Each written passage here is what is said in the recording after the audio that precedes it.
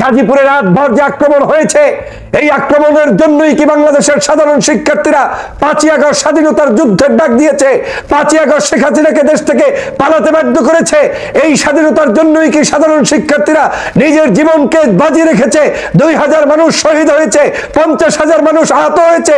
এই জন্যই কি গাজীপুরে মাইর খাওয়ার জন্য, রাতভর তাদের উপরে অত্যাচার নির্যাতনের স্টিম রোলার চালানোর জন্যই কি 5 তারিখের স্বাধীন হয়েছে? নাকি এখনো আমাদেরকে আবার গর্জে উঠতে হবে এই স্বাধীনতা রক্ষার জন্য? সুশীলগিরি দেখাবেন না, সুশীলতা চলবে না।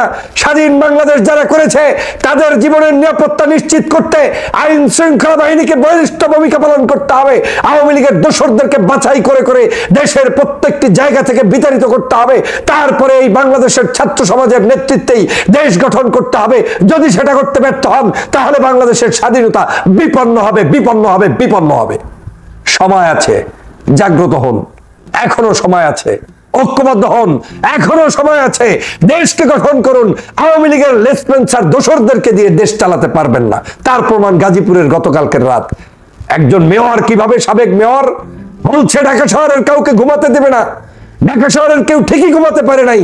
গতকালকে তাদেরকে মারার উদ্দেশ্যে, হত্যার উদ্দেশ্যে ভাইদের উপরে যে আক্রমণ হয়েছে, এটা মেনে নেওয়া যায় না। অতএব সমগ্র বাংলাদেশের প্রত্যেকটি প্রান্তে যদি সত্যিকার অর্থে স্বাধীনতার স্বাদ গ্রহণ করতে চান, আওয়ামী লীগের সমগ্র দোসরগুলোকে বের করে দিন, আওয়ামী লীগের সকল গুন্ডাদেরকে বের করে দিন, আওয়ামী লীগের সকল সন্ত্রাসদেরকে বের করে দিন। তারপরে স্বাধীনতার স্বপ্ন স্বাদ গ্রহণ করার চেষ্টা করুন। লোমহর্ষক একটি রাত গিয়েছে গতকাল গাজীপুরে। সাধারণ শিক্ষার্থীদের জীবন এখন ঝুঁকির ভিতরে। গতকালকের রাতের বেলা সেখানে যে অত্যাচার হয়েছে, নিপীড়ন হয়েছে, নির্যাতন হয়েছে, তা ভাষায় প্রকাশ করা যায় না। যারা এই মুক্ত বাংলাদেশকে আজকের স্বাধীন করে দিল, যারা এই বাংলাদেশের জন্য লড়াই করলো, 24-এর গণ অভ্যুত্থান কিংবা বিপ্লবে যারা জীবন দিল, যাদের 2000 তাজা রক্তের বিনিময়ে বাংলাদেশ স্বাধীন হলো, 50,000-এর অধিক পঙ্গুত্ব বরণ করলো, সেই সকল জাতি গোষ্ঠীর বন্ধুরা আজকের আবারও রাস্তাঘাটে বিভিন্ন জায়গায় নিরাপত্তাহীনতায় ভুগছে।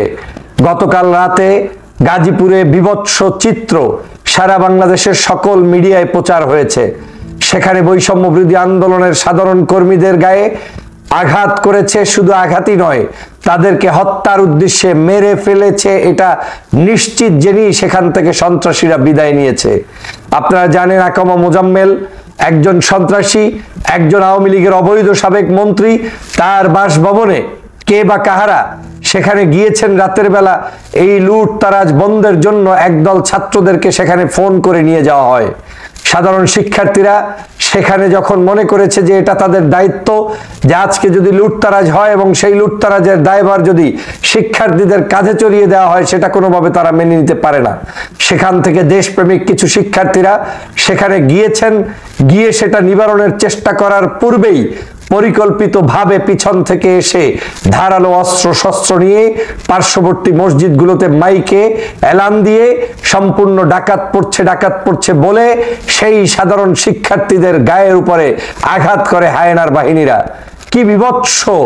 কি বিভৎস চিত্র আপনি চিন্তা করতে পেরেছেন?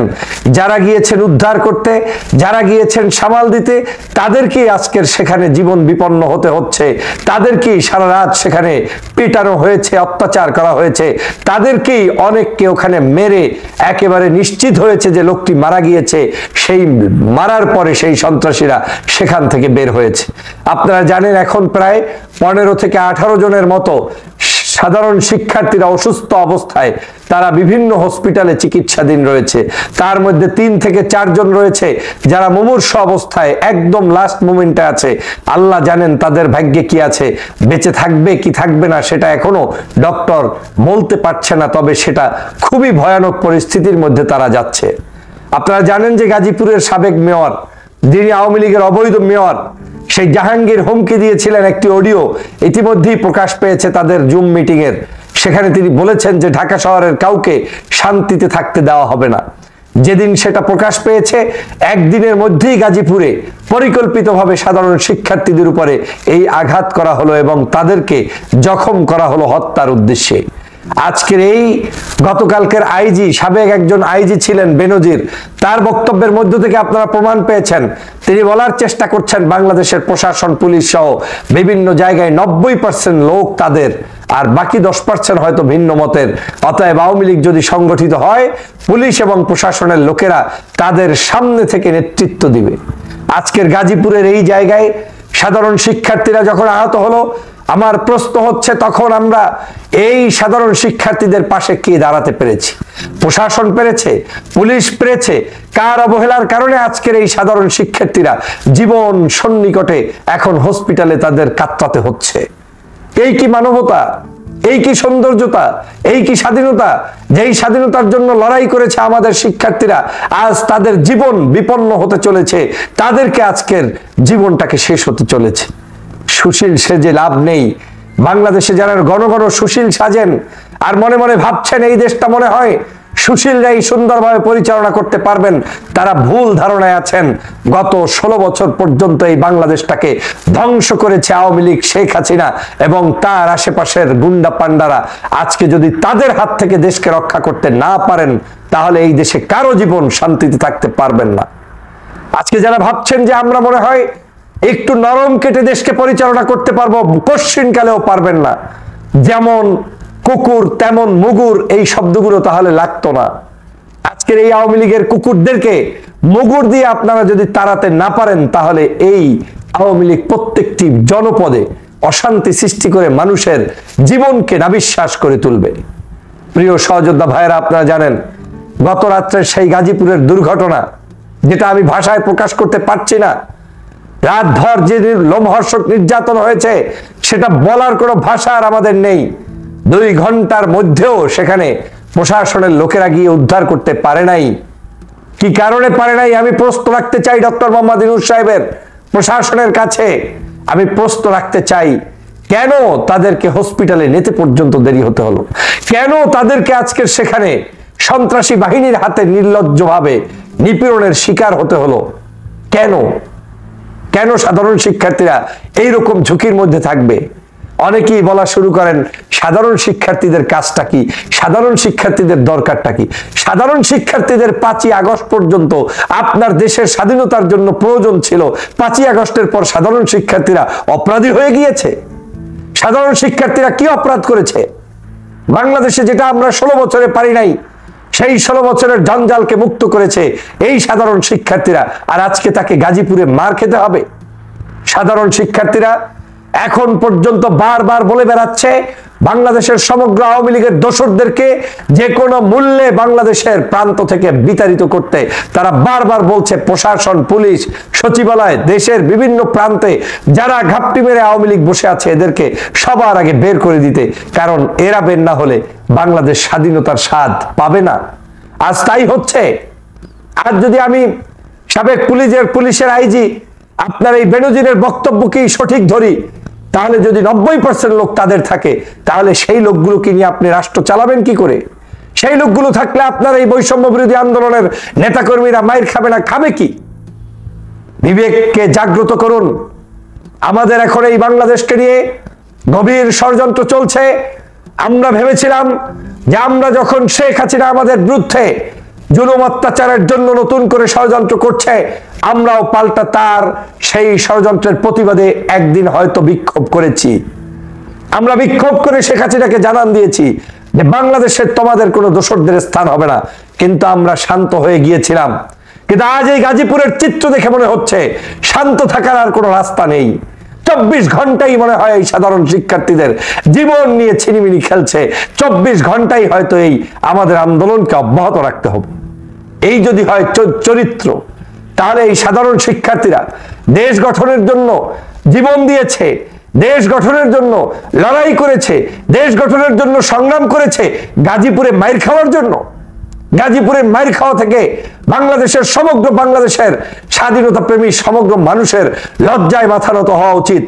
আপনারা থাকতে গাজীপুরের সাধারণ শিক্ষার্থীরা দেশের জন্য লড়াই করতে গিয়ে মাইর খায় কিভাবে? আবার এখন আপনি বলছেন যে আওয়ামী লীগের সম্পদ, আওয়ামী লীগের মানুষদের নিরাপত্তা নিশ্চিত করার জন্য সবাইকে শান্ত হতে হবে। আমিও বলছি, কিন্তু শান্ত কিভাবে হবে? অশান্ত করতে যারা চায় তাদেরকে আপনি নির্মূল না করা পর্যন্ত শান্ত হওয়ার রাস্তাটা কোথায়? যদি শান্ত করতে চান তাহলে প্রশাসনকে ভূমিকা পালন করতে হবে, শক্ত হতে হবে, ওদেরকে গ্রেপ্তার করতে হবে। বিভিন্ন জায়গায় যারা ছড়িয়ে ছিটিয়ে আছে আওয়ামী লীগের দালাল, তাদেরকে এখনই আইনের আওতায় আনতে হবে। যদি আপনি আইনের আওতায় আনতে পারেন তাহলেই আপনি শান্তির বাতাস ছড়িয়ে দেওয়ার জন্য আহ্বান করতে পারেন। কিন্তু আপনি একদিকে আওয়ামী লীগের লোকেরা ঘুরে বেড়াবে, শয়তানি করবে, সারা বাংলাদেশের আমাদের স্বাধীনতাপ্রেমী মানুষদের উপরে অত্যাচার করবে, ফেসবুক অনলাইন অফলাইন সব জায়গায় ষড়যন্ত্র করবে, মানুষের বিভিন্ন জায়গায় নিরাপত্তাহীনতায় ভুগবে ওদের কারণে, আর অন্যদিকে আমাদেরকে বলবেন শান্ত হতে। এটা তো হতে পারে না। এখন আপনাদের দায়িত্ব হচ্ছে বাংলাদেশের প্রত্যেকটি প্রান্তে যেই সকল জায়গায় আওয়ামী লীগের দোসররা রয়েছে সবগুলোকে বাছাই করে করে আপনারা দ্রুত সময়ের মধ্যে জেলের মধ্যে বন্দী করুন।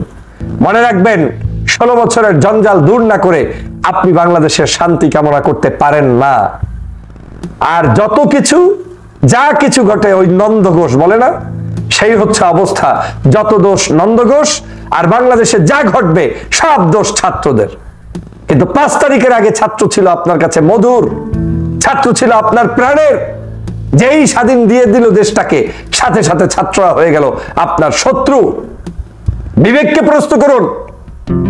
যদি এই বাংলাদেশের ছাত্রদের উপরে এইরকম গাজীপুরের জায়গার মতো আক্রমণ চলতেই থাকে, তাহলে এই বাংলাদেশকে স্বাধীন করার মধ্য থেকে ছাত্ররা বাংলাদেশটাকে কি কারণে স্বাধীন করে দিয়েছে?